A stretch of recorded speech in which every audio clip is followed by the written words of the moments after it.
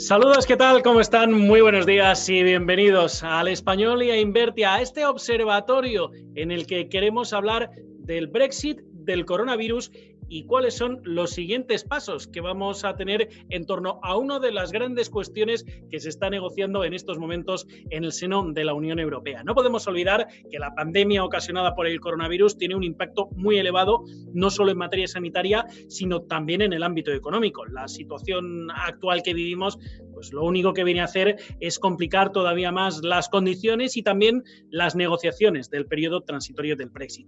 Los efectos que ha ocasionado la COVID-19 y también la recesión de actividades tales como la industria, los transportes o el turismo van a provocar una gran caída de la economía y, por consecuencia, también en el comercio internacional y en las fronteras. Ante este escenario, lo que podemos concluir es que las consecuencias del Brexit, unidas a las de la expansión del coronavirus, lo único que hacen es generarnos una mayor incertidumbre. Por tanto, ante lo que está por venir sobre la posible salida del Reino Unido de la Unión Europea, pues nos preguntamos qué es lo que va a ocurrir en ese pacto transitorio del Brexit tras su consumada salida el 31 de enero de 2020, si la situación actual nos va a llevar a un retraso en las decisiones, si con la recesión económica mundial que está por llegar va a progresar la situación, cómo va a ocurrir, qué va a suceder con el turismo, cómo lo va a sobrellevar el comercio, cómo va a afectar todo esto a la combinación con la crisis sanitaria, en fin, que son muchas preguntas las que nos surgen en torno a este tema y por ello hemos planteado este observatorio a través del Español y de Invertia sobre Brexit y COVID-19 en el que nos preguntamos, ¿y ahora qué? Lo hacemos con la ayuda de la Fundación Cajasol y para ello, antes de entrar en materia con todos nuestros invitados, porque tenemos un completo panel de invitados que nos van a acompañar durante los próximos minutos, quería saludar al presidente de la Fundación Cajasol, Antonio Pulido, para que nos dé la bienvenida y para que haga la apertura de este evento en el que, como digo, queremos hablar del Brexit. Antonio, ¿qué tal? ¿Cómo estás? Muy buenos días y bienvenido al Español e Invertia. Buenos días Arturo, muchas gracias. Para mí es un honor estar hoy aquí dando la bienvenida a este curso tan interesante en estos momentos. Yo creo que todo lo que nos ha pasado, todo lo que nos puede también seguir pasando, es necesario que haya foros como este para la reflexión, para una reflexión conjunta, para una reflexión sosegada sobre qué podemos hacer y qué debemos hacer entre todos. Creo que los medios de comunicación juegan un papel, han jugado y están jugando un papel fundamental en estos momentos. La pandemia quizá nos ha traído también una nueva situación. Lo que parecía que en un momento dado el Brexit jugaba un papel importante o iba a jugar un papel desestabilizante dentro de la Unión Europea, hoy el COVID plantea unos nuevos parámetros y plantea también que esa negociación que se está haciendo y que se va a hacer también sea diferente.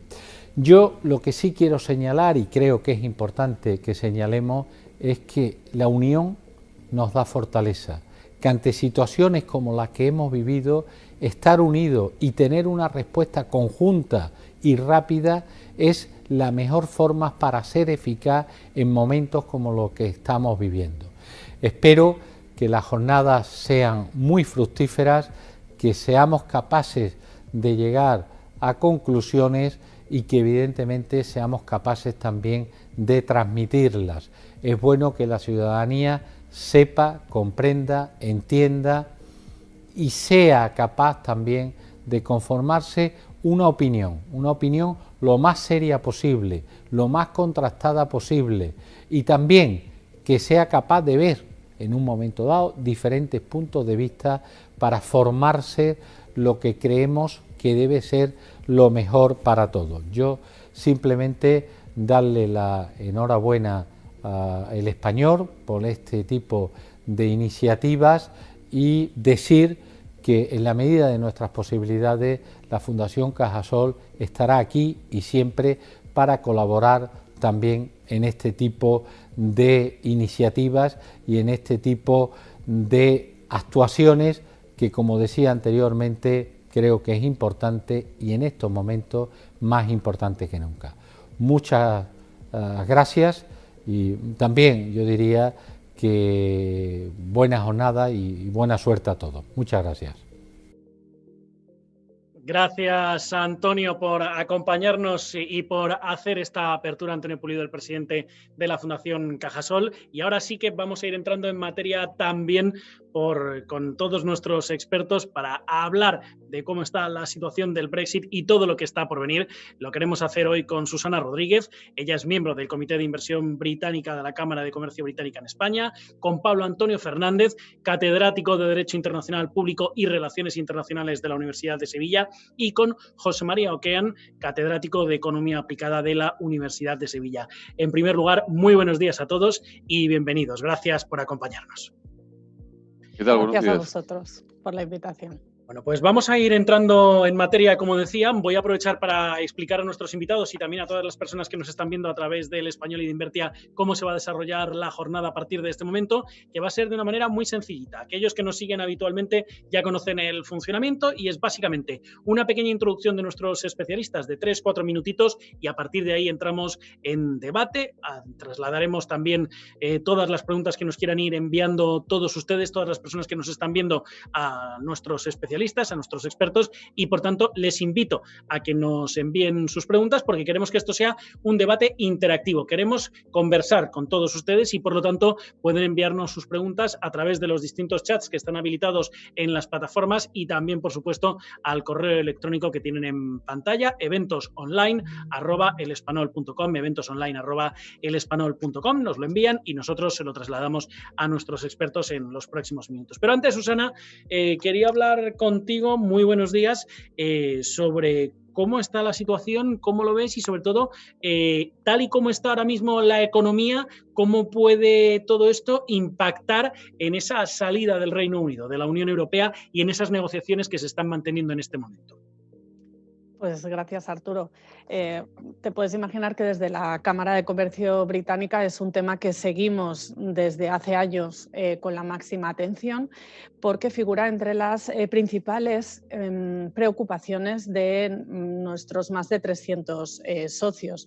Desde el Comité de Inversión Británica en España hacemos un estudio, un barómetro sobre clima y perspectivas de la inversión británica en España. En noviembre presentamos la quinta edición y ahora en el próximo noviembre presentaremos la sexta. El próximo día 1 de julio vamos a hacer un update del quinto barómetro y os voy a traer aquí en primicia realmente hoy algunas de las principales conclusiones de este estudio. Uh-huh. Desde luego, el Reino Unido pasa a ser el primer país de origen de la inversión extranjera en España, según recogen los flujos de inversión en el primer semestre de 2019, adelantando por primera vez a los Estados Unidos como principal inversor directo en España, con más de 3.125 millones de euros en estos 6 meses. Y creo que también es importante resaltar la evolución que esta inversión ha tenido, ya que en 2015 el Reino Unido ocupaba el 6º lugar y en solo 5 años ha pasado a ser el primero de los inversores en España. Por sectores, telecomunicaciones y tabaco siempre han estado en los primeros puestos y este año también está repuntando todo lo relacionado con los sectores de apoyo a extracción de petróleo y gas natural. Las expectativas de las empresas británicas en España es continuar con sus inversiones aquí, si bien el clima de negocios es algo peor su sentimiento respecto a años anteriores, basado pues, en las incertidumbres que todavía Brexit presenta a día de hoy, así como en algunas incertidumbres también de cara a la posición de nuestro gobierno. Esta inversión directa en España se traduce además en más de 200.000 puestos de trabajo, que creo que es un dato muy relevante, ya que supone el 1% de la población ocupada en España. Y En el otro sentido, en lo que es la inversión de España en el Reino Unido, pues es nuestro principal destino. En términos de stock supone un 17% de la inversión española fuera de nuestras fronteras. Con lo cual, tanto por eso como por el número de expatriados que tenemos en una y otra jurisdicción, es uno de los temas más relevantes sin duda, que ahora, unido a las incertidumbres que la pandemia ha añadido a esta coctelera y que luego comentaremos a lo largo del debate, pues hace que sea un tema de máxima relevancia para nosotros. Estupendo, Susana. Pues luego entraremos en detalle sobre algunos de estos datos que nos has dado y gracias sobre todo por traernos estas primeras conclusiones en primicia a este evento en el Español en Invertia. Y quería hablar también con Pablo acerca, bueno, pues de las implicaciones que va a tener todo el tema del Brexit en materia jurídica, porque entiendo que a partir de ahora se abre un abanico muy amplio de dudas que pueden tener las empresas, de cómo va a ser la legislación, de cómo puede afectar a los turistas, de cómo puede afectar a los residentes españoles allí. En fin, me imagino que se abrirán un completo y amplio abanico de dudas que tendrán las personas que nos están acompañando en este momento y aquellas personas que nos puedan ver. Bueno, lo primero que me gustaría decir, por ejemplo, es que el Reino Unido tendrá que desregularizar más de 300.000 normas comunitarias o europeas que se están aplicando en este momento en el Reino Unido. El gran problema que ha tenido el Reino Unido en relación a la salida de la Unión Europea ha sido claramente el tema migratorio. No ha sido el tema de la libre circulación de mercancías, ni de capitales, no, ha sido justamente el tema migratorio. Y ahora pasaríamos todos a ser migrantes, ya no seríamos, digamos, los europeos ciudadanos.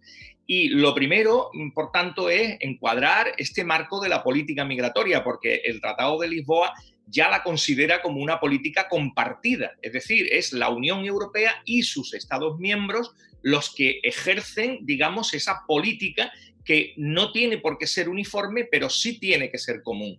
Y en ese mismo Tratado de Lisboa, por ejemplo, pues se permiten regímenes que pueden excluir compromisos en esta materia. Por ejemplo, actualmente están excluidos de esta materia pues Dinamarca, Reino Unido o Irlanda. Pero ellos quieren algo más. Podrían concurrir con otros regímenes como Suecia y Noruega, de lo que se ha hablado mucho, pero no creo que sea el caso porque es una de las grandes líneas rojas que ha planteado la Comisión Europea. O puede ser incluyente de otros socios como los no comunitarios, como Suiza o Liechtenstein. Pero tampoco parece que esto sea el objetivo del Reino Unido. Parece que es línea roja del Reino Unido. Y esta variedad, pues, ¿qué es lo que ha permitido? Pues una red normativa compleja que se retroalimenta, además de la complejidad del propio derecho de la Unión Europea. Hay decisiones migratorias que se fijan en el marco de lo intergubernamental, otras en el marco estrictamente convencional. Las fuentes jurídicas, por tanto, que dan rigor a todas estas materias, pues pueden tener procedencias tan diversas que incluso nos permitiría a cualquier profesor de derecho europeo de dar un curso sobre las fuentes del derecho de la Unión Europea solo con este tema, ¿no? Y ello, por tanto, pues dificulta un poco todo el estudio, el ver las fortalezas que genera, las debilidades, etcétera, ¿no?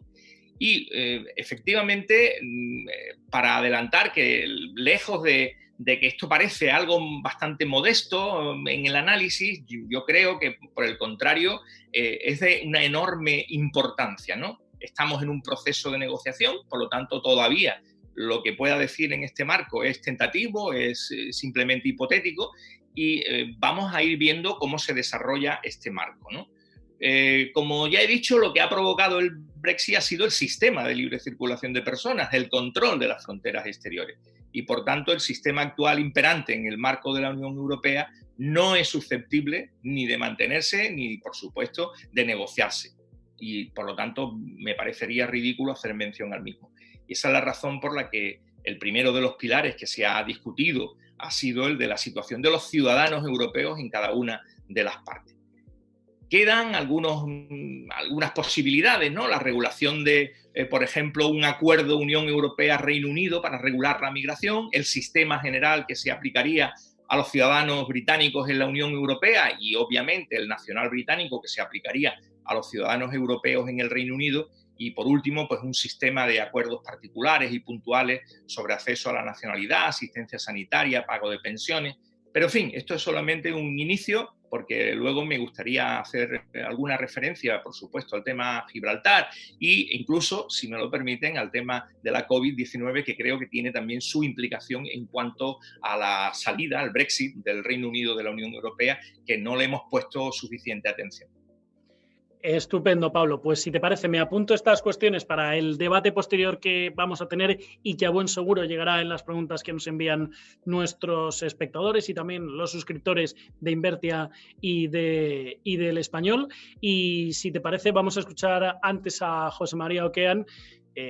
Vamos a ver cuál es su postura sobre la situación que estamos viviendo, sobre lo que está por venir en torno al Brexit. Y por cierto, Pablo, creo que antes te he cambiado la universidad porque eres catedrático de Economía Aplicada de la Universidad Pablo Olavide de Sevilla. No, yo. Perdón, José María, me vas a matar. Sí, te voy a matar. No, me van a matar a mí en mi universidad. O sea que... Me vas a matar, José María. No te preocupes. Sí. José María Oquean, catedrático de Economía Aplicada de la Universidad Pablo Olavide de Sevilla. Exacto, y eso que hemos hablado varias veces y todavía no me lo aprendo. Bueno, no tiene importancia.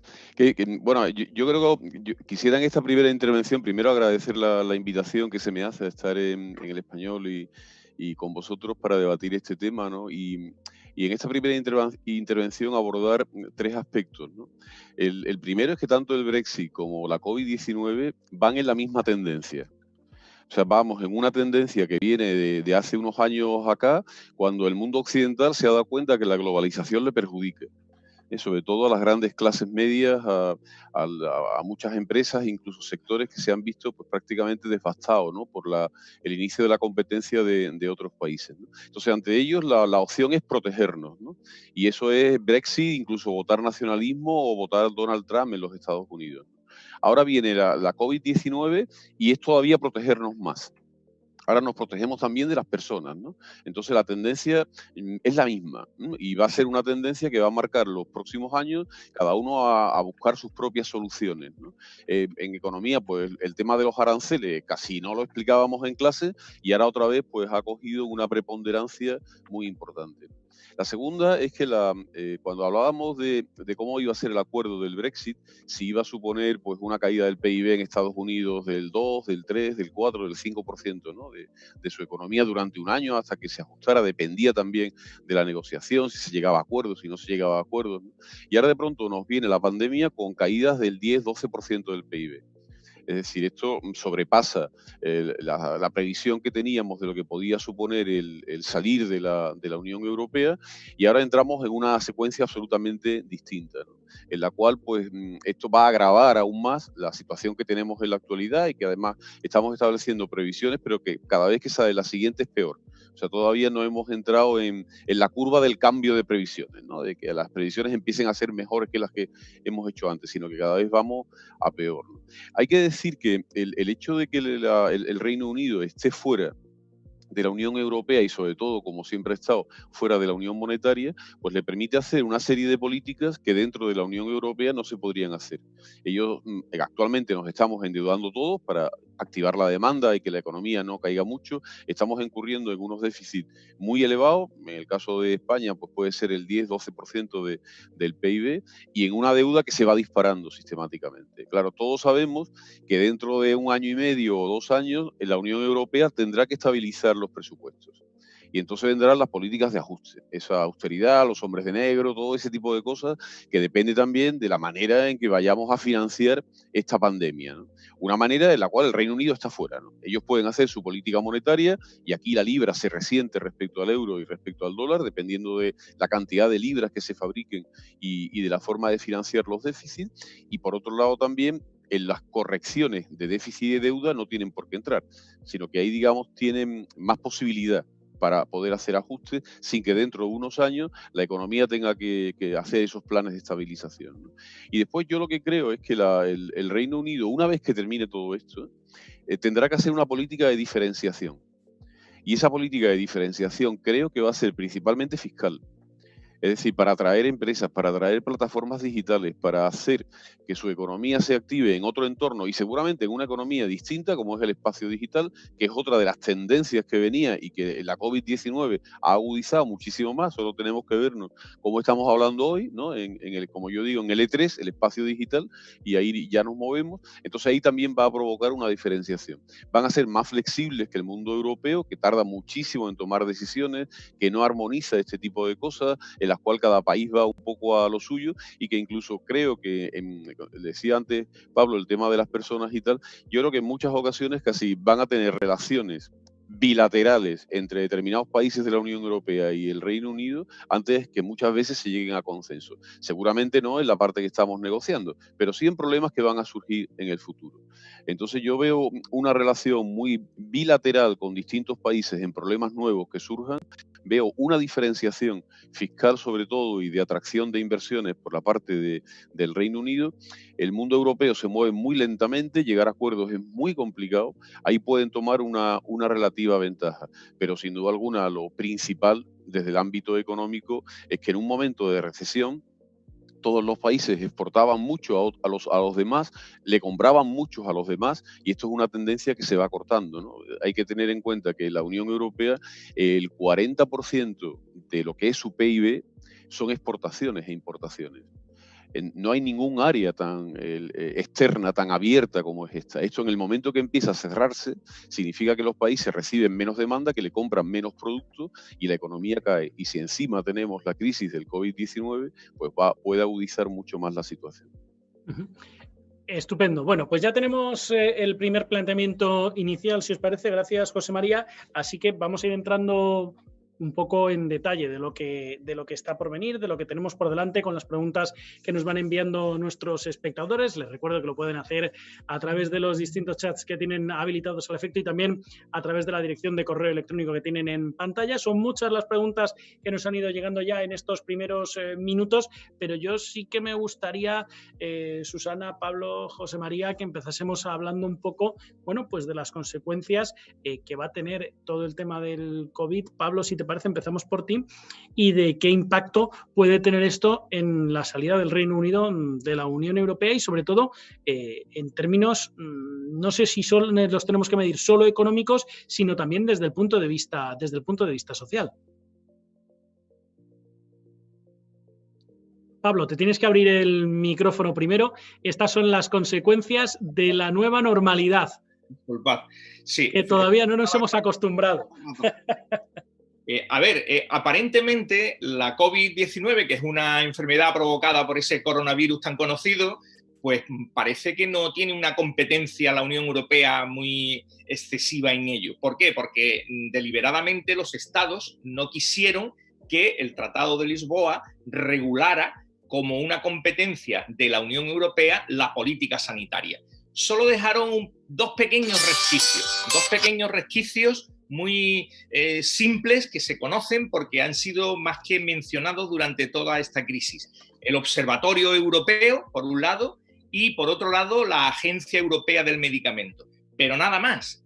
Ahora bien, esto es una falta de realidad, porque la realidad, ¿cuál ha sido? Que la inflación normativa que ha provocado la Comisión Europea ha sido importantísima, más las inyecciones económicas de las que mis colegas hablarán. Pero yo voy a hablar de una de ellas, que es la que creo que afectaría más que nada a la salida del Reino Unido, que además es de enorme preocupación. Un altísimo porcentaje, más del 50% del presupuesto de investigación en las universidades punteras del Reino Unido procede de fondos del H2020 y de otros fondos que tiene la Unión Europea para la generación de investigación. En estos momentos, la Unión Europea, la Comisión Europea, ha inyectado una importantísima cantidad de dinero para investigación sobre la COVID-19. Dinero que ya no llegará al Reino Unido. Por lo tanto, el impacto inmediato va a ser brutal. Luego hay otra serie de normas que aparentemente no tienen mucho que ver con la situación sanitaria, pero sí sobre sus consecuencias. Por decir alguna de ejemplo, que podría poner docenas, ¿no? Una de ellas, por ejemplo, es el respeto que ha exigido la Comisión Europea a los derechos de los usuarios de las compañías aéreas. Eso es derecho de Unión Europea porque es competencia de la Unión Europea. Eso ya dejará de tenerlo el Reino Unido en cuanto se separe definitivamente a finales de este año. Y todo ello, por tanto, como vemos, pues va a generar una serie de problemáticas de orden jurídico, por supuesto. No digo nada en relación, por ejemplo, con el impacto que va a tener en los nuevos seguros médicos, bueno, lo que supondría también el tratamiento de los ciudadanos británicos en el marco de la Unión Europea, porque no es lo mismo, no hay que olvidar, que nosotros efectivamente aquí en España, por dar un dato, ¿no? Sabemos que tenemos oficialmente unos 300.000 británicos, pero la inmensa mayoría de ellos son jubilados, es decir, no son productivos en el sentido económico, ¿no? Mientras que un porcentaje similar, 280.000 creo que hay de españoles allí en el Reino Unido, prácticamente todos están en edad de trabajar y están trabajando y por tanto aportando.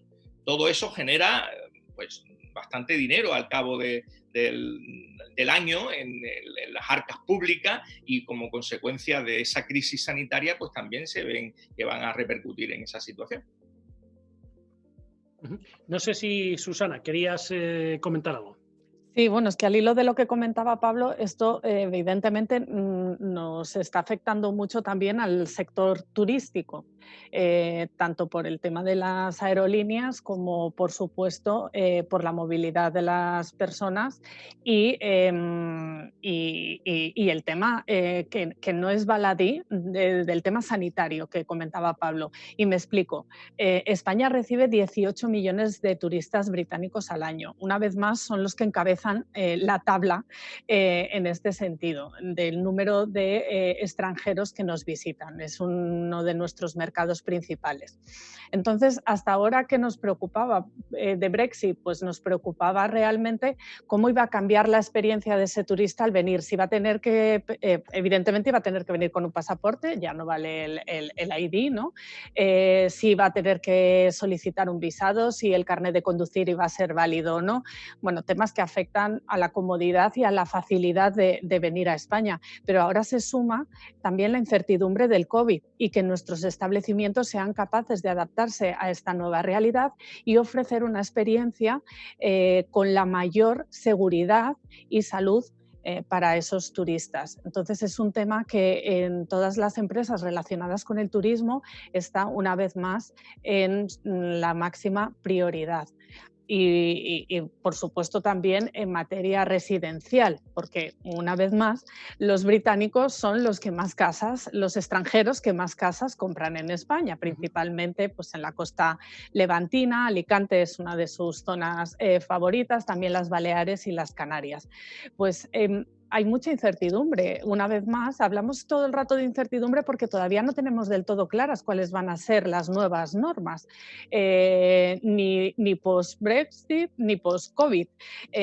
Y aquí la incertidumbre principal a la que nos enfrentamos tiene que ver, por una parte, con cómo van a ser esos permisos de residencia en España y luego también temas que ha comentado José María relacionados con la fiscalidad.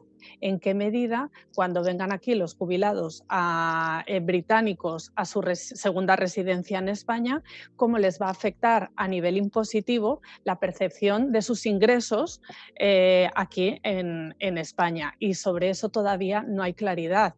Y sabemos, yo además trabajo en Sabels Aguirre Newman, una firma del sector inmobiliario, que esto puede tener un impacto importante en el número de viviendas que se vendan en el futuro como segunda residencia británicos en España. José María. Bueno, por contestar un poco la primera pregunta, ¿no? El tema de la COVID-19 lo que ha hecho es dejar el Brexit en segundo plano en el mundo europeo, ¿no? Porque durante un tiempo solamente estábamos hablando del Brexit, ¿no? De cómo iba a ser, de las negociaciones. Yo creo que eso genera tensión a la hora de negociar.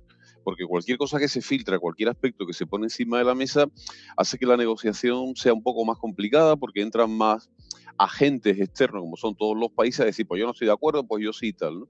Ahora quizás se pueda negociar mejor, ¿no?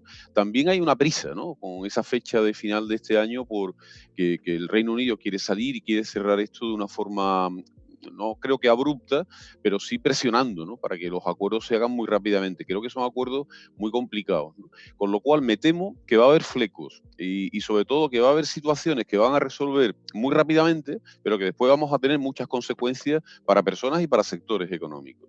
Porque se va a hacer muy deprisa y no todo el mundo está ya pendiente de eso. Ahora estamos con a ver cómo salimos de esta crisis y qué es lo que vamos a poder hacer, ¿no? Entonces, a mí me parece que será un acuerdo donde la gente que lo lleve va a llegar un momento de decir, venga, vamos a hacer lo que sea para salir de esto y punto, ¿no? Y después, igual que pasó cuando España entró en la Comunidad Económica Europea, pues se ven que hay sectores que no se han negociado bien y que salen perjudicados. Y esto ahora no lo sabemos, ¿no? Yo, lo que decía Susana de la incertidumbre en la que vivimos, yo creo que va a venir más por aquí, ¿no? Que una vez que eso lo veamos, digamos, pero ¿cómo hemos negociado esto? ¿No? Y eso nos puede pasar. Algunos sectores se verán beneficiados y otros se van a ver perjudicados, ¿no? Después, en cuanto al tema que quizás más nos afecte inicialmente, es el turismo, lógicamente, en España, ¿no? Hay que tener en cuenta que el turismo fue el sector que cogió el relevo de la construcción y que gracias al turismo, que pasa de un 7% del PIB a un 12% casi que tiene ahora, y con más industrias indirectas, pues la economía española ha estado creciendo un 3% al margen del sector agroindustrial y sobre todo la parte de las empresas exportadoras que han animado mucho para poder salir, ¿no? Ahora se nos viene esto encima y se nos viene atacando al principal sector y además de ese principal sector, una cantidad enorme, como ha comentado Susana, son británicos. Y además afecta al sector de la construcción porque tienen muchísimas residencias y si ven que el escenario final es que se tienen que ir, a mí ya me estaban diciendo antes de llegar al acuerdo, en la parte esta de Málaga y de la Costa del Sol, que también hay muchísimos británicos allí que estaban empezando a vender porque no sabían lo que iba a ocurrir. También venden ahora porque saben que venden y cogen están en libras, ¿no? Pero es que la libra no saben tampoco lo que va a pasar con respecto al euro. Y esto es también un efecto riqueza que tiene que jugar y que va a haber mucha incertidumbre, lo previsible que es que la libra se deprecie. Y hay otra cuestión más que también tenemos que ver y es el efecto deslocalización de empresas. Va a haber muchas empresas que se van a deslocalizar del Reino Unido porque están produciendo coches allí pero con motores alemanes. Y claro, no pueden pagar un arancel para allá y otro arancel para acá. Entonces, ¿cómo vamos a negociar todo eso? El mundo de los intereses económicos es tan brutal, yo comprendo el problema de las personas, ¿no? Que Pablo lo plantea y tal, ¿no? Pero al final las personas comen y trabajan. Y no es simplemente ir para allá e ir para acá, sino tener una actividad. Se comentaba en estos días que el Reino Unido, sin la cantidad de migrantes sanitarios, no hubiera podido abordar la sanidad pública sin estas personas. Entonces yo creo que ahí, en las personas, a mí me parece que vamos a llegar a una solución muy razonable, que no vamos a tener grandes problemas, porque al final es algo en lo que todos estamos de acuerdo, que queremos tener buenas relaciones y no queremos problemas. A lo mejor ellos son más estrictos en que determinadas personas entren, sobre todo movimientos migratorios, y lo quieren de personas muy cualificadas. Pero el tema económico va a ser un desastre. Va a ser un desastre porque las interrelaciones que hemos establecido entre nosotros, como no haga una negociación de decir nos quedamos como estábamos, pero es que Europa eso tampoco lo puede permitir, porque entonces le está diciendo lo mejor es estar como el Reino Unido, haces más o menos lo que quiere con tu política económica y después te mantienes aquí dentro como si no pasara nada. Y esto tampoco puede ser. Bueno, pues tenemos más preguntas que nos van llegando. Si os parece, os voy a pedir que seamos lo más concisos posibles en las respuestas, por favor, para que podamos ir dando la mayor cantidad de respuestas a nuestros espectadores. Nos preguntan por aquí, ¿qué posibilidades existen de que se pueda definir una doble imposición por parte de la posible guerra con el Reino Unido? José María, si te parece, empezamos por ti en esta ocasión. Yo no creo que entremos en una guerra con el Reino Unido. No creo que... Guerra entre comitas, que no las he leído. Sí, pero me refiero a una guerra económica, ¿no? Una guerra arancelaria de impuestos y tal, ¿no? Me parece que, no sé, los británicos han sido hasta ahora muy sensatos. Yo creo que ahora están siendo los menos, ¿no? Por esta visión tan nacionalista que están adoptando, ¿no? Y por el otro lado, la parte europea, pues también tiene un poco que cuidar sus intereses. Lo que sí es verdad es que en la actualidad tenemos paraísos fiscales dentro del mundo europeo, que la Unión Europea, la armonización fiscal es un tema que ha dejado fuera, como decía Pablo, hay cosas que los países se han ido reservando y en los temas impositivos tampoco nos hemos podido poner de acuerdo, ¿no? Entonces aquí es donde se va a producir esa diferenciación, ¿no? Porque ellos pueden coger y decir, bueno, pues yo voy a dar una serie de incentivos a implementaciones de empresas, por ejemplo, digitales o de plataformas que están operando, que operan con bits, que no, los aranceles no los tocan, porque los bits se mueven un poco por encima del sistema arancelario, y puede pasar igual que hace el sándwich holandés e irlandés, ¿no?, que existe en la actualidad, ¿no? Entonces, este tipo de diferenciaciones fiscales son las que pueden plantear problemas. Y lo que no sé si ahora las van a ver ya, pero es que después el Reino Unido va a reaccionar. Una vez que salgan, ellos van a tomar su propia política. Y cuando tomen esa política, hay que ver la reacción europea. Es decir, yo creo que el final del acuerdo va a ser el principio de los problemas. Pablo. Bueno, yo es que ya dije al principio que me van a arrastrar. Te van a arrastrar, sí. Económica. Pero no sé si José María y Susana o los oyentes, o los espectadores, mejor dicho. Bueno, efectivamente, comparto gran parte de lo que ha dicho José María, con la excepción honrosa de que ha dicho que, bueno, esto de las personas es un poco menor, como si... No, hombre, la economía está en función de las personas. Si no hay personas, no hay economía que valga. Es verdad, también digo una cosa, por arrimar un poco el agua a mi sardina, ¿no? Es decir, la situación económica, jurídica, va a ser fundamental. Va a depender de cómo se regulen. Ahora mismo ya tenemos incluso problemas de aplicación de esos acuerdos de doble imposición con los Estados Unidos, y me imagino que también los tendríamos en caso de que hubiera que hacer acuerdos de doble imposición con el Reino Unido. Por lo tanto, para proteger a las personas sí que necesitamos pensar en las personas. Por eso es importante, y no solo las personas son migraciones, tránsito de uno a otro, son otras muchas cuestiones, ¿no? Desde un permiso de conducir, por decir un ejemplo, a el cobro de una pensión, o a ver cómo regulamos los fondos europeos, o cómo va a quedar la política agraria común. Por tanto, no solo y exclusivamente la temática financiera, que dicho sea de paso, yo creo que va a ser la única que no va a generar problemas, porque la economía nunca genera problemas más allá de las personas, claro, es decir, los más débiles, pero la inmensa mayor parte de las grandes regulaciones económicas pues se hacen en función de intereses, y por lo tanto aquí hay muchos intereses y por lo tanto también se van a resolver. Ahora, la cuestión es cómo quedarán las personas. Y todas estas miserias que os he estado explicando, ¿no? Es decir, ¿qué valor se le va a dar a un permiso de circulación o a los títulos universitarios que ahora mismo están regularizados en el marco de la Unión Europea? ¿Qué va a suceder con los procedentes del Reino Unido o los procedentes del resto de Europa hacia el Reino Unido? ¿O cómo se van a cobrar las pensiones o los fondos europeos o la política de pesca, por ejemplo? ¿Qué va a pasar con nuestros pescadores que están ahora mismo faenando en aguas británicas, etcétera, etcétera? Por lo tanto, comparto gran parte de lo que ha dicho José María, pero como veis, no todo. Bueno, pues seguimos hablando sobre lo que está por venir con el Brexit. Susana, no sé si querías añadir algo más. Sí, bueno, se han tocado muchos temas que están entre las principales preocupaciones de nuestros asociados, ya sean empresas británicas con intereses en España o empresas españolas con intereses en el Reino Unido. Efectivamente, todo lo que tiene que ver con la captación de talento, como apuntaba Pablo, por esos títulos universitarios, pero también permisos de residencia y trabajo. El tema de aranceles que comentaba José María, pero incluso en ausencia de aranceles, nuestras empresas están muy preocupadas por los posibles retrasos que pueda haber en los controles aduaneros, y que eso pueda de alguna manera afectar a la cadena de suministros, que pueda tener un impacto.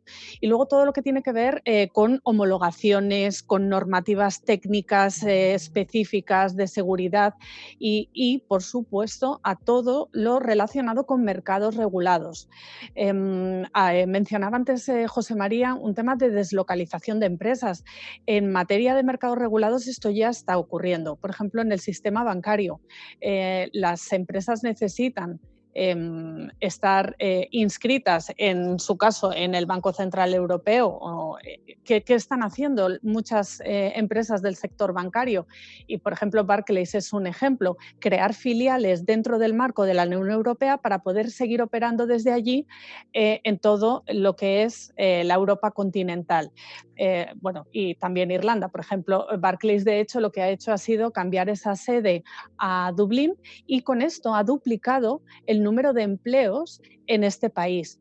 Y otros ejemplos son Goldman Sachs, UBS, HSBC. Algunos han elegido Irlanda, otros han elegido París, Frankfurt, incluso Holanda han sido los beneficiados de esta deslocalización. Pablo, para que luego no te quejes de que los espectadores y también José María y Susana te arrastran, que nos preguntan por aquí, sin acuerdo, cómo podrían actuar los tribunales europeos en caso de conflicto y en caso de llegar a un acuerdo, cómo quedaría la situación a nivel económico y jurídico. Bueno, todo va a depender de cómo la negociación se lleve a efecto, porque si en la negociación se impone, digamos, una medida de arreglo pacífico de la controversia en favor del Tribunal Europeo de Justicia, pues seguramente será el Tribunal Europeo.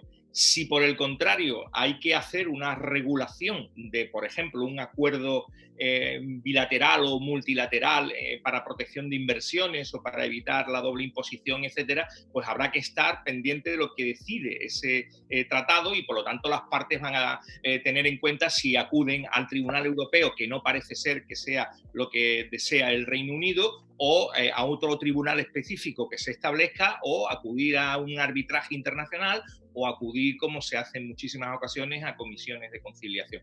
Por lo tanto, la medida del arreglo lo tienen que decidir los estados y lo van a decidir en esta negociación, por un lado, y en negociaciones futuras a nivel bilateral o multilateral. Estupendo. Susana, José María, no sé si queréis intervenir a alguno de los dos. Sí, yo tengo que entrar por fuerza, no me queda otra. Hombre, pues parece que la economía está al margen de las personas, ¿no? Y mundos financieros, intereses financieros y tal. Pero que no van al margen, no van en paralelo. No, es que es lo mismo. O sea, es que para mí es exactamente lo mismo, ¿no? O sea, la economía es la satisfacción de necesidades humanas. Y entonces, si una persona puede tener un problema con el carnet de conducir, de si le vale o si no le vale, pero si está en paro porque su empresa ha cerrado y el sector se ha desmantelado, no sé yo, si está muy preocupada por el carnet de conducir cuando venga a España. Entonces, lo que hablaba antes Susana también de la deslocalización va a venir por el tema de la cadena de suministros. Porque la gente, pero esto va a ser algo no solamente con el Brexit, también nos ha pasado con el tema de China. Es decir, en el momento que un país se bloquea y el tema epidémico lo ha bloqueado, ha habido muchas fábricas que no han podido montar lo que estaban produciendo, coches, por ejemplo, ha sido el caso, ¿no? Y entonces los trabajadores van todos a un ERTE y se quedan fuera, ¿no? También hay otra cuestión que a mí ahora mismo es la que más me preocupa de todo, ¿no? Y es la falta de demanda. Porque por la parte de las empresas, tanto por el tema del Brexit, por la parte del COVID, ¿no? Y las crisis, las empresas están intentando activarse, ¿no? Son muchos programas, yo he participado en algunos de ellos, de no podemos parar, tenemos que seguir, un poco de darnos ánimo, ¿no? Pero la cuestión no está ahora mismo, creo yo, en la oferta, que tiene que estar abierta, que los comercios hay que abrirlos, y los bares, y los restaurantes, y los hoteles, porque si no, no vamos a ningún sitio, porque claro, si la gente quiere ir a un hotel y resulta que no le cogen el teléfono, entonces que no va. Eso lo tenemos que hacer, pero la demanda ¿va a ser suficiente o hemos cambiado? O sea, el problema que estamos planteando aquí es si estamos negociando un mundo de Brexit, un mundo de Europa con el Brexit y tal, y de pronto es que todos hemos cambiado. Y estamos cambiando en el teletrabajo, estamos cambiando en la forma de hacer estas intervenciones y también a lo mejor no necesitamos tantos productos. Un tema que apuntó antes también Pablo, fue el tema de las universidades. O sea, si había un equilibrio en las universidades europeas es porque teníamos Oxford y Cambridge, porque marcaban un poco la excelencia del mundo universitario europeo, ¿no? Y ahora ese también se va, ¿no? O sea, son centros de investigación, centros de primer nivel, uno de ellos trabajando en la universidad en la que yo estuve, trabajando sobre las vacunas, ¿no? Y parece que es la primera que lo va a lanzar, ¿no? Entonces ahora, un bloque de cultural, histórico, de personas, de intereses económicos, que funcionaba más o menos completo, se queda desgajado. Y eso hay que completarlo, ¿no? Y en un mundo que creo que va a ser diferente. Me parece a mí que este tema de la pandemia, que además están resurgiendo brotes por todos sitios y nos tenemos que acostumbrar a eso. vamos a ir a un tratamiento secuencial de las cosas, un tratamiento que se está haciendo por países en el mundo europeo, o sea, podemos viajar de allá para acá, pero no tenemos una política común al respecto, ¿no? Y entonces nos va a plantear un mundo muy complicado, ¿no? Y en este mundo la incertidumbre, que ya la tenemos, va a ser aún mayor, y sobre todo es que no sabemos en qué vamos a terminar como nuevos consumidores, ¿no? Como personas que abordan todos los días qué es lo que quieren comprar, cómo quieren vivir, qué quieren hacer. ¿Vamos a seguir viajando? ¿Nos está preocupando a lo mejor tanto el turismo y después resulta que la gente va a decir yo no viajo? Esas personas mayores, que son además las más expuestas al tema de la pandemia, ¿no? ¿Van a viajar con la facilidad que lo hacían antes? ¿Se van a venir a España a vivir como lo hacían antes, o van a preferir estar en un entorno más próximo, más cercano? Yo creo que son estas las interrogantes que hacen que el Brexit y el COVID tengan unos puntos de referencia, pero proyectados hacia el futuro. Y seguramente lo vamos a abordar con una visión de cómo era el mundo del pasado. Bueno, pues vamos a continuar avanzando en cómo va a ser esa salida del Reino Unido y cuáles son las relaciones y cómo puede afectar también a la Unión Europea. Recuerdo que lo estamos haciendo con Susana Rodríguez, ella es miembro del Comité de Inversión Británica de la Cámara de Comercio Británica en España, con Pablo Fernández, catedrático de Derecho Internacional Público y Relaciones Internacionales de la Universidad de Sevilla, y con José María Oquean, catedrático de Economía Aplicada de la Universidad Pablo Olavide de Sevilla. Esta vez bien, José María. No me podrán decir que no lo he dicho bien. Susana, nos preguntan, aunque ya hemos dejado entrever alguna cosita, ¿cómo puede influir la situación a las inversiones que recibamos en España? Bueno, pues como decía, inversiones directas en principio han seguido incrementándose incluso después del referéndum la segunda mitad del 2016, con lo cual nosotros creemos que es una sólida apuesta la del mercado británico por la inversión directa en España, pero evidentemente todas estas dudas que existen a día de hoy respecto de las imposiciones arancelarias y de los mercados regulados y de cómo va a ser esas nuevas normas que rijan la bilateralidad entre nuestros países, desde luego van a afectar. No obstante, sí que en el barómetro también hacemos una medición de el clima de negocios en España por parte de las empresas británicas, y más del 80% lo consideran aceptable o bueno. Es cierto que ha empeorado respecto del año anterior, sobre todo en temas relacionados con riesgo político y con las inversiones de nuestro país en I+D+I. Sin embargo, seguimos aprobando con nota en capítulos como la calidad de vida, como las infraestructuras y el mercado de trabajo. Es verdad que las expectativas han empeorado un poco respecto al año anterior, y cuando antes un 70-60% de las empresas encuestadas reportaban que iban a aumentar sus inversiones en España, a día de hoy apuestan más por la estabilidad. Es verdad que el 65% afirman que no van a hacer desinversiones y no van a salir de las que ya tienen hechas en España. En ese sentido, pues creo que es un mensaje de tranquilidad. Estupendo. Pues más preguntas que tengo por aquí. Esta, José María, va directa para ti. ¿Cómo emplearía el dinero que procede de la Comisión Europea y qué medios se emplea para que no se desviase ni un céntimo de euro en causas ajenas a la mejora de la economía? Es que ahora mismo, no sé, porque teníamos la política agraria comunitaria que todos la criticábamos, ¿no? Porque se metía en un sector y lo que hacía era distorsionar, ¿no?, cómo funcionaba ese sector en cuanto a la relación a cómo producir y los precios que después alcanzaban las cosas, ¿no? Y resulta que ahora hablamos de la renta mínima y aquello era más o menos una especie de renta mínima, ¿no?, tal y como la teníamos articulada en algunas zonas, ¿no? En otras partes es diferente, ¿no? Entonces es muy difícil, ¿no? Porque Europa manda el dinero, y después aquí cuando llega el dinero, incluso mucho dinero que llega a comunidades autónomas, parece que a lo mejor un plan de formación es algo que no lo es, que una política estructural se mete el dinero en una cosa que no es. Entonces depende más de nuestros propios gobiernos, ¿no?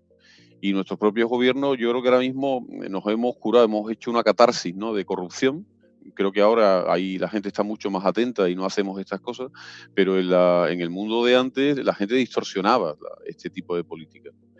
La política que vayan a hacer, bueno, se la va a chupar el presupuesto, ¿no? Estamos ahora mismo prácticamente casi con 5,5 millones de parados de reales.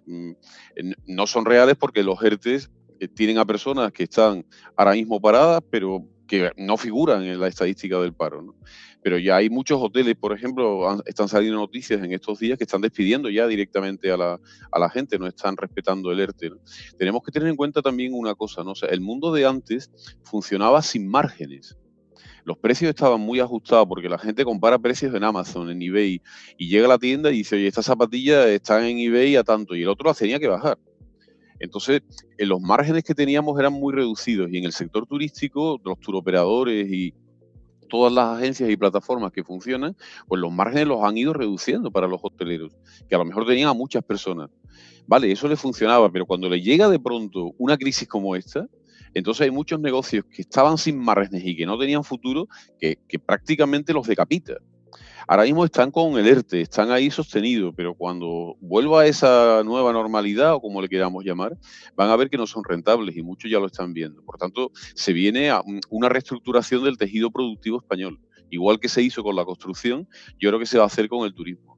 Y seguramente con otros muchos sectores. Yo creo que el sector del automóvil es un sector que está pidiendo una visión de cómo van a ser los coches del futuro, el uso que le vamos a dar y todo esto. Y no se está haciendo. Y mientras tanto, ¿qué ocurren? Pues las empresas que además se están consolidando y se están fusionando, pues van eliminando cadenas de producción y van eliminando centros, ¿no? Y estos son personas paradas, ¿no? Esta es la realidad, ¿no? Por eso, no sé, creo que el mundo ha cambiado. Y ha cambiado porque venían unas tendencias, pero ahora de pronto nos han puesto en el precipicio, ¿no? España siempre reacciona bien cuando estamos al borde del precipicio, ¿no? Pero lo que hace falta es que no aparezca ningún aventurero que diga que tenemos que dar un paso al frente, porque nos caemos. Tenemos una pregunta por aquí que no sé yo si es fácil de responder. Nos preguntan si afectará al Reino Unido el Brexit, o sea, si afectará al Reino Unido el Brexit a su estabilidad con Irlanda. No sé, Susana, Pablo, si podemos darle alguna respuesta. Yo creo que quizás tenga un problema jurídico previo, ¿no? Y a partir de ahí va a venir todo lo demás. Quizá Pablo nos pueda Pablo, a lo mejor nos puede alumbrar un poco más. Bueno, el gran problema que se tuvo en el Reino Unido precisamente ha sido el si establecer una frontera en el mar, que era la idea, digamos, menos mala de todas, porque no se quería una frontera, me refiero a aduanera y de todos los sentidos, en el marco de Irlanda del Norte. Pero qué duda cabe de que va a generar algunos grandes problemas, sí que es verdad. Porque o bien Irlanda del Norte se va a separar de Gran Bretaña, en el sentido financiero, en el sentido económico, en el sentido también de las relaciones sociales, puesto que va a haber una frontera ahí en el mar que va a separar un poco lo que es Gran Bretaña de Irlanda del Norte, y eso le hará acercarse infinitamente más a Irlanda. Y por otro lado, si se pusiera la frontera ya financiera y económica y, digamos, limítrofe para las mercancías en la parte de Irlanda del Norte, pues generaría también una enorme tensión en gran parte de la población de Irlanda del Norte, que se considera tan irlandesa como la del sur, ¿no? Y en ese sentido sí que vamos a ver seguramente en los próximos años algunas tensiones que parecían ya olvidadas en esa zona del mundo. Oye, claro, lo que estamos viendo con el Brexit, lo que estamos viendo en los últimos meses o en las últimas semanas a raíz del coronavirus, ¿estamos asistiendo, Susana, al final de una globalización, a un inicio de una era mucho más proteccionista, por así decirlo, por parte de los distintos estados, que por tanto cambie también un poco las reglas de juego del comercio internacional? Pues no sé si tanto por parte de los estados, que veremos cuáles son los resultados de las negociaciones que están en marcha, pero desde luego de las propias empresas, precisamente porque están revisando, como decíamos antes, toda la cadena de suministros para tratar de acercar un poco en sentido completamente opuesto a lo que hemos vivido con la globalización, acercar toda la producción al mercado local.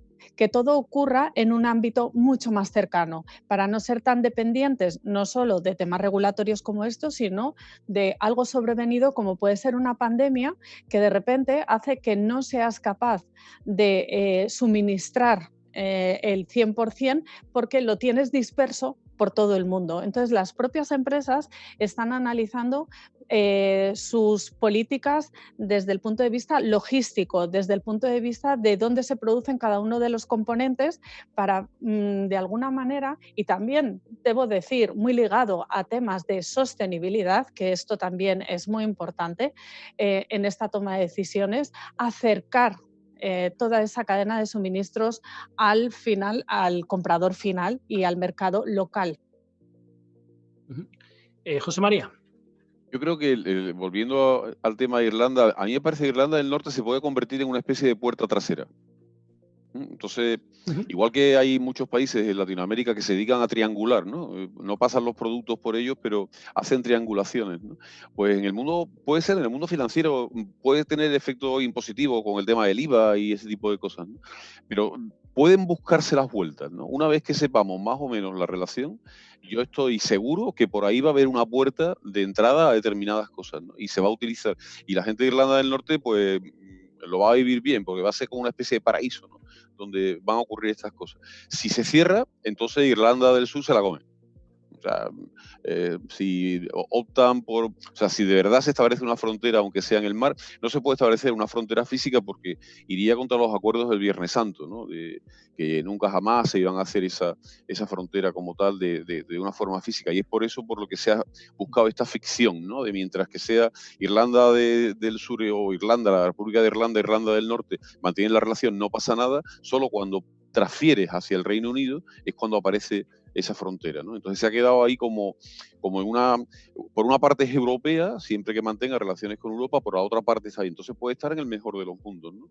Que se cierra la frontera y se pone de una manera muy estricta, pero se deja abierta la frontera física, pues yo creo que lógicamente se van a encontrar muchas personas más cómodas en este lado de la línea operando, ¿no? Y esa será un poco la evolución. A lo mejor es la forma de solucionar un problema absolutamente histórico, ¿no? A través de que pase el tiempo, porque al final cuando no somos capaces de ponernos de acuerdo, lo único que hacemos es el aburrimiento. O sea, empezamos a negociar, a dejar tiempo, porque como no llegamos a ningún acuerdo, el aburrimiento es la solución, ¿no?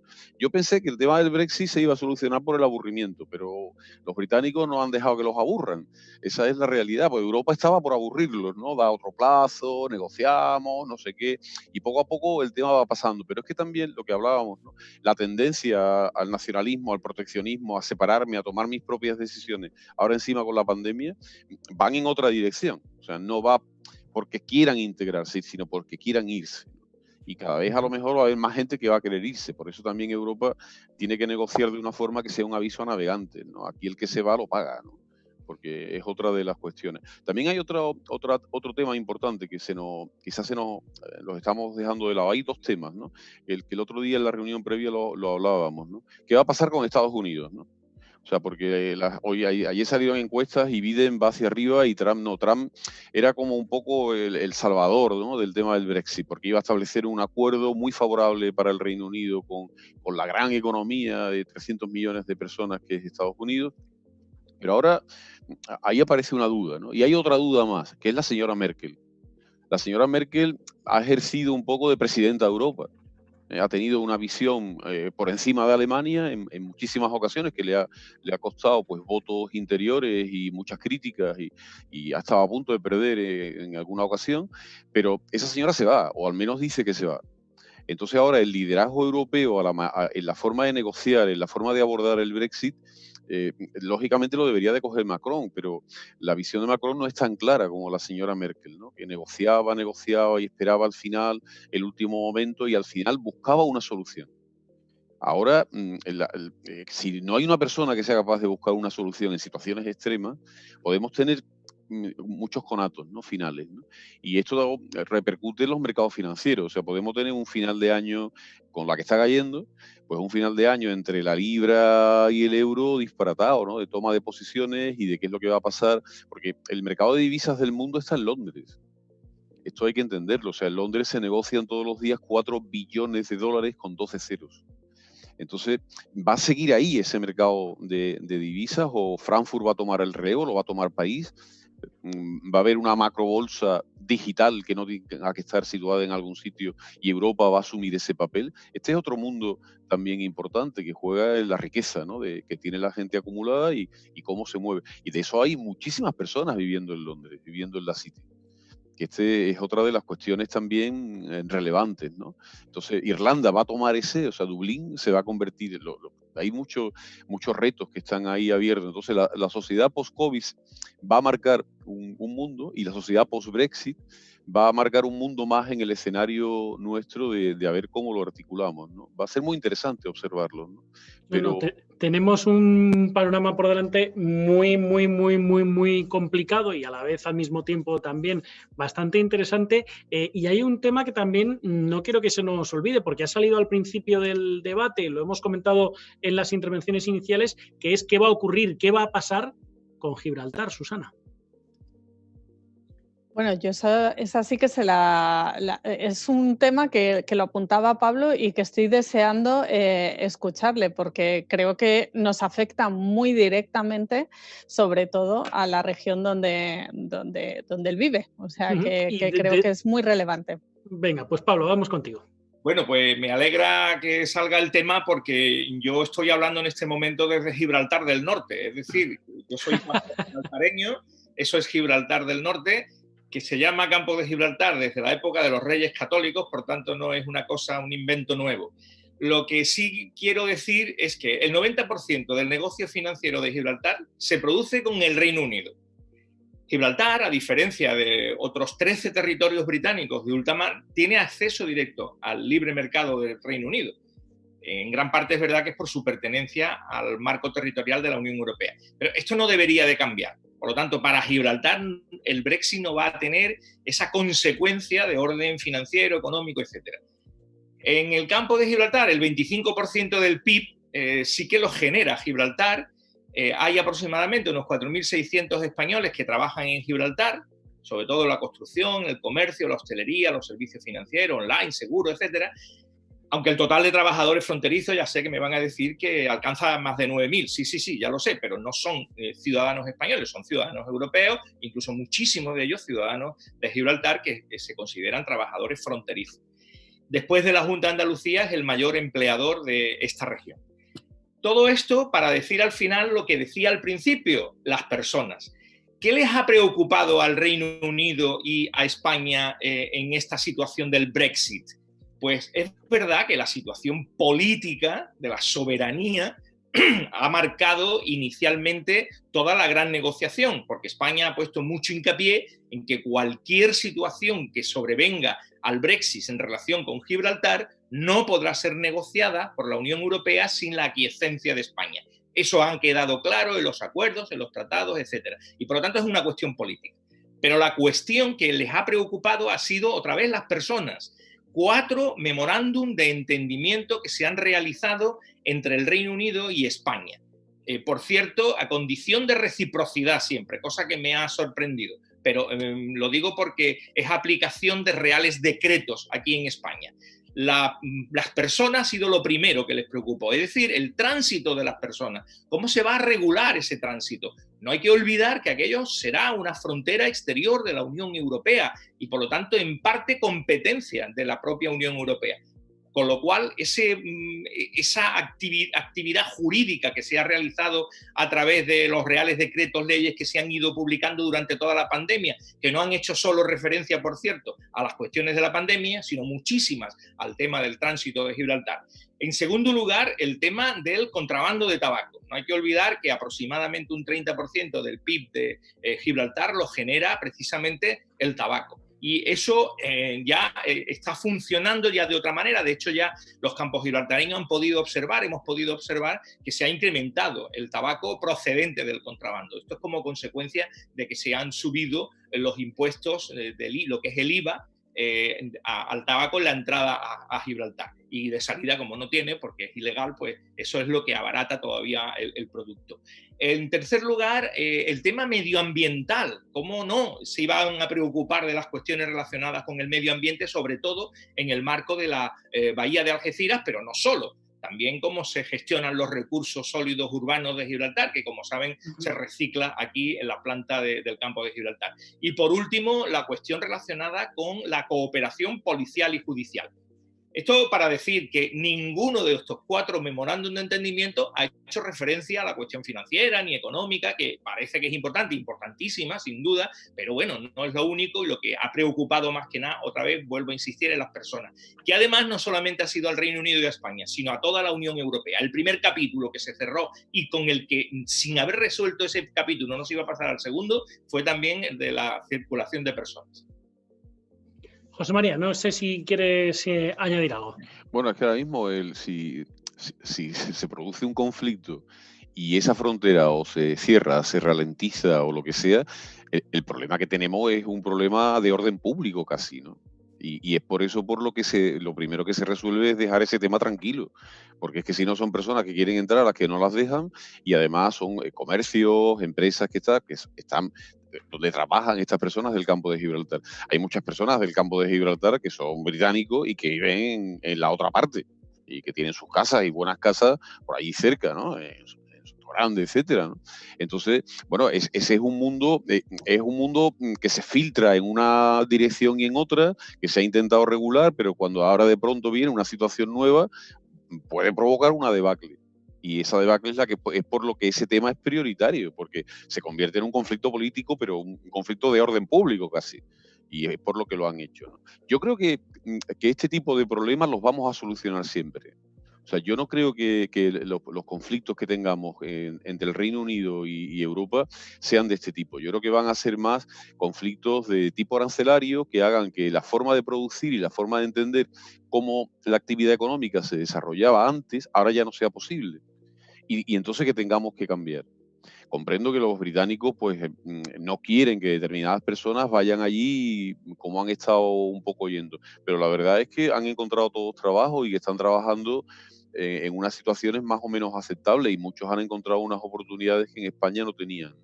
Y también es verdad que se ha llevado gente muy cualificada, que es algo que han sabido hacer los británicos, ¿no? Nosotros, las personas que nos llegan, desgraciadamente, no son personas muy cualificadas, son personas que un poco vienen y a las que tienes que atender, ¿no? Y que supone un gasto que tenemos que hacer, lógicamente, ¿no? Pero ellos no se encuentran con ese problema principalmente, ¿no?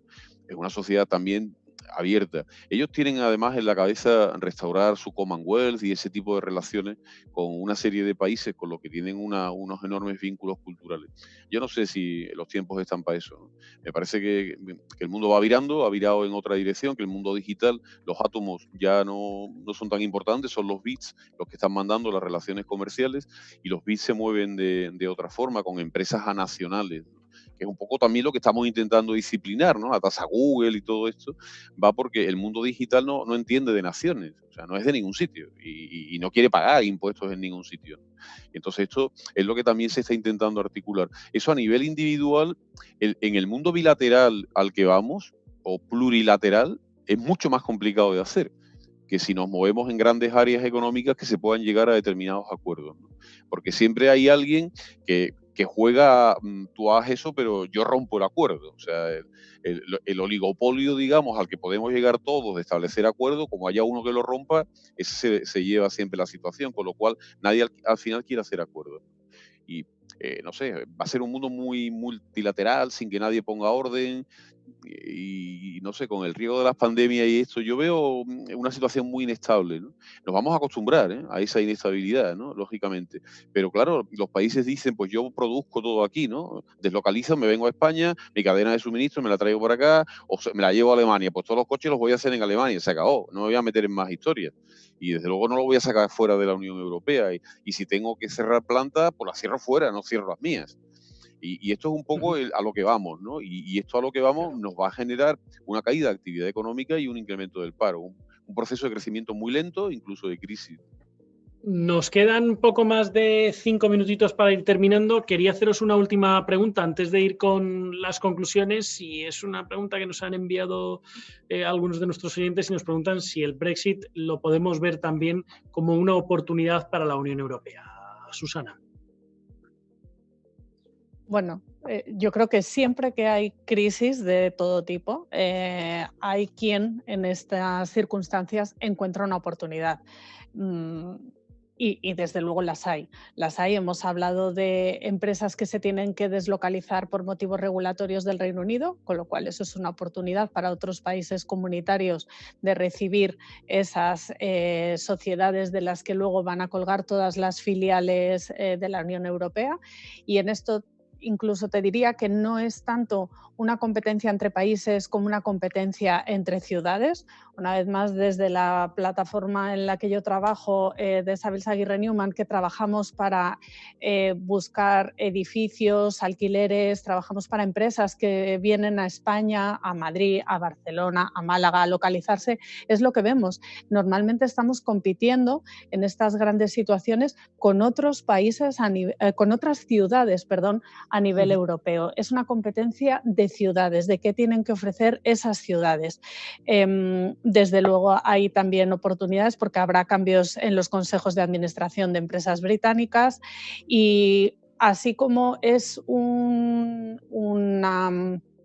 pega el hecho de que haya más dificultad a la movilidad de las personas, pues lo podemos ver también como una oportunidad de retorno de talento español que estaba deslocalizado y que puede volver a nuestro país después de haber estudiado y de haberse formado fuera de nuestras fronteras, con lo cual efectivamente creemos que hay oportunidades.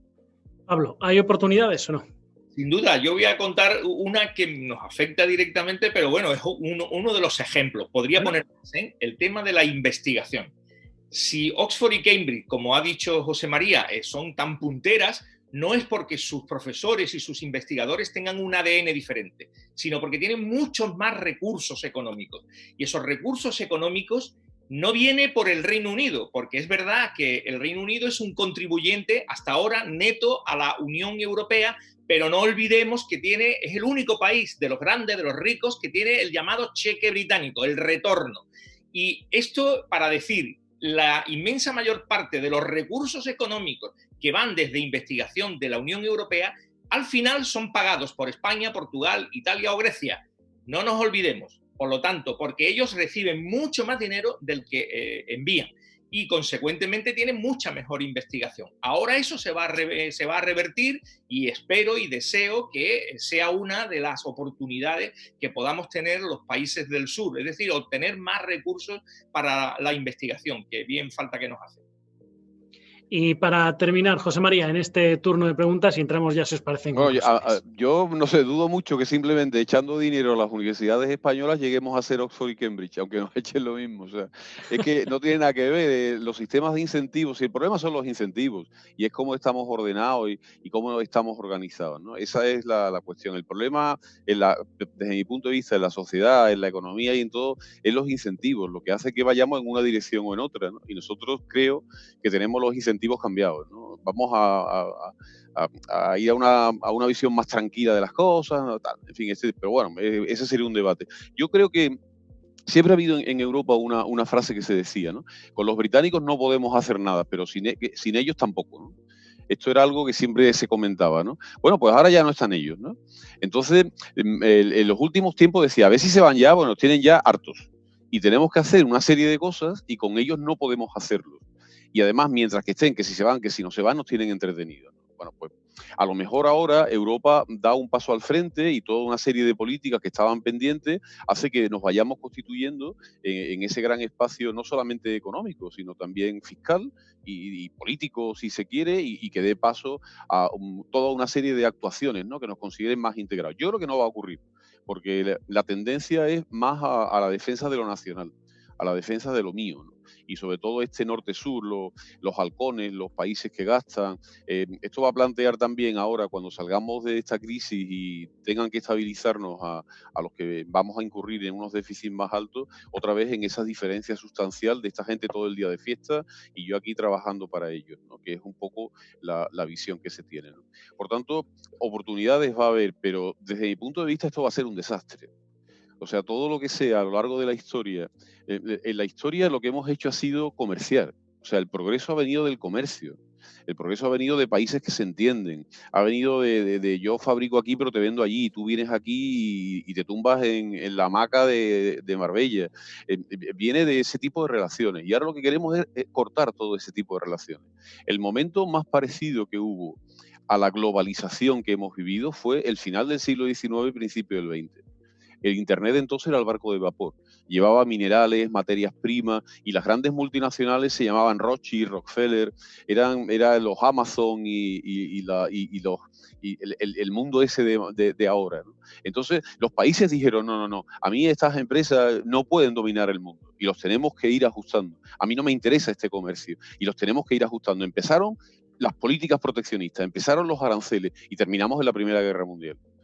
Y la Primera Guerra Mundial no la cerramos bien y terminamos en la Segunda Guerra Mundial. La Segunda Guerra Mundial la cerramos bien y entonces constituimos este mundo de Bretton Woods, de Fondo Monetario, lo que queramos, pero llevamos muchísimos años más o menos creciendo, tuvimos la crisis del petróleo, después hemos tenido el 2009, pero el nivel de bienestar que hemos alcanzado no lo hemos alcanzado nunca en la historia. Podemos tener desigualdades, podemos decir que el reparto es injusto, todo lo que queramos, pero estamos hablando de injusticias y de desigualdad a niveles de renta cada vez más altos. Y ahora vamos a meternos en una secuencia absolutamente contraria. Y por eso a mí me parece que no sé, vamos contra lo que hemos aprendido, ¿no? Pero claro, son el mundo este de la globalización. Nosotros vivimos un poco peor porque el mundo emergente vive mejor. Pero eso no significa que debamos de romper el mundo en el que estamos. Bueno, señores, nos tenemos que ir terminando, por tanto, os pido ya, ahora sí que sí, 20 segundos a modo de conclusión, Pablo, para terminar este interesantísimo debate. Bueno, mi conclusión definitiva es que todavía está todo por decidir, puesto que estamos en un proceso de negociación y todo lo que hemos hablado son elucubraciones. No sabemos exactamente cómo va a terminar y habrá que esperar necesariamente a tener un nuevo debate a principios del año que viene. José María, terminamos. 30 segundos. Estamos estableciendo, como dice Pablo, un nuevo entorno principalmente jurídico, legal, que va a marcar las relaciones del futuro, ¿no?